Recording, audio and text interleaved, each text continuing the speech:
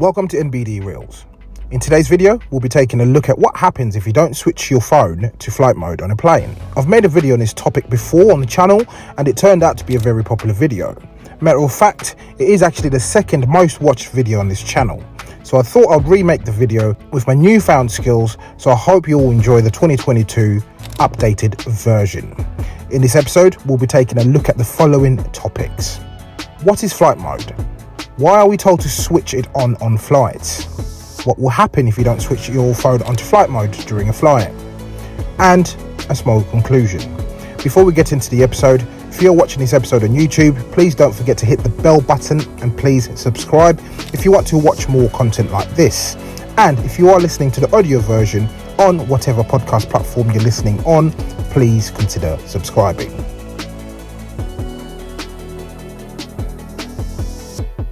I'm sure you've all been on a plane, either on a domestic or international flight, and you've heard the message come from the pilots through the PA system prior to taking off, asking you politely to put your mobile device on flight mode. In previous years, you were strictly told to turn off your device and that was it. However, as we have had technological advances in the past decade or so, we have something that we take for granted now, which is now a must-have feature on all mobile phones: airplane mode. Based on the name alone, this is a feature that is known as airplane mode because many airlines prohibit active wireless devices on their planes, especially when taking off and landing.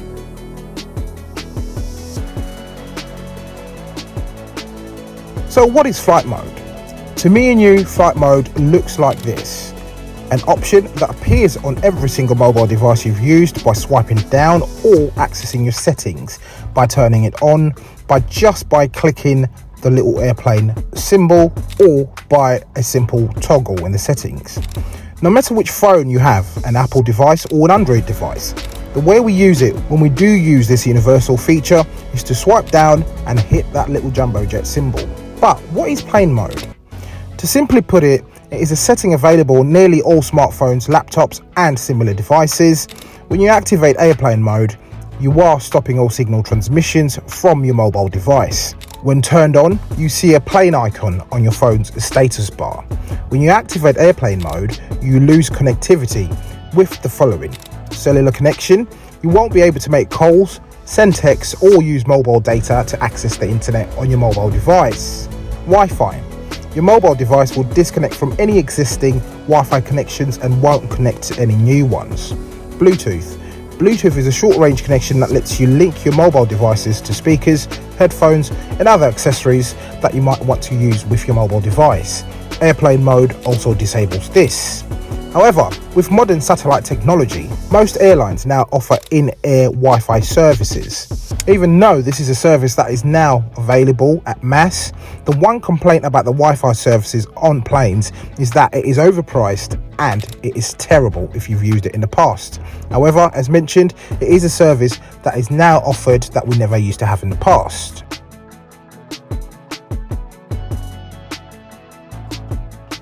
In this section of the episode, we'll be talking about why we actually turn airplane mode on flights. So have you found yourself in a flight and wondered why are they asking us to turn airplane mode on our mobile devices? The reason we're asked to turn our mobile devices off or switch them onto flight mode before a flight takes off is because of the electromagnetic interference from our mobile devices. Our mobile devices continuously produce electromagnetic fields.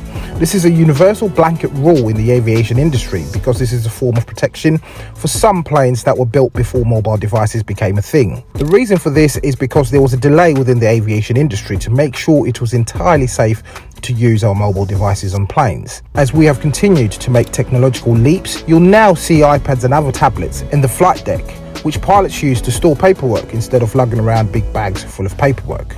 However, about a decade ago, some parts within specific models of flight deck screens on certain Boeing 737's aircraft proved to be susceptible to interference. You can be assured that all those devices would have been tested extensively to make sure there's no interference from them.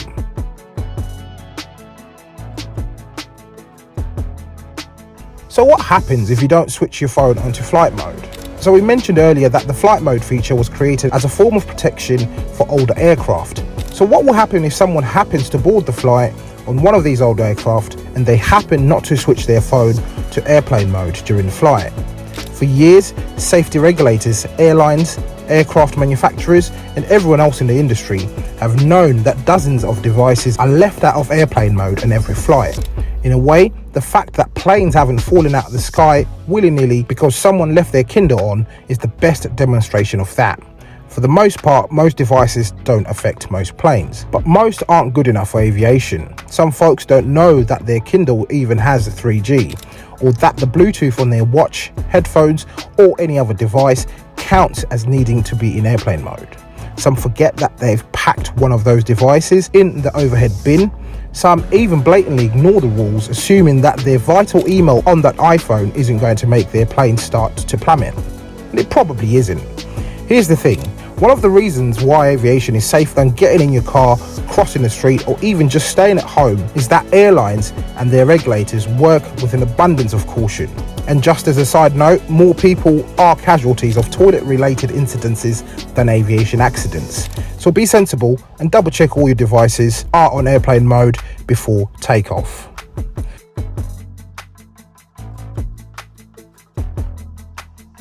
So in conclusion, I'd say that this is an extremely useful feature that has been invented over time, but of course it was invented for a reason.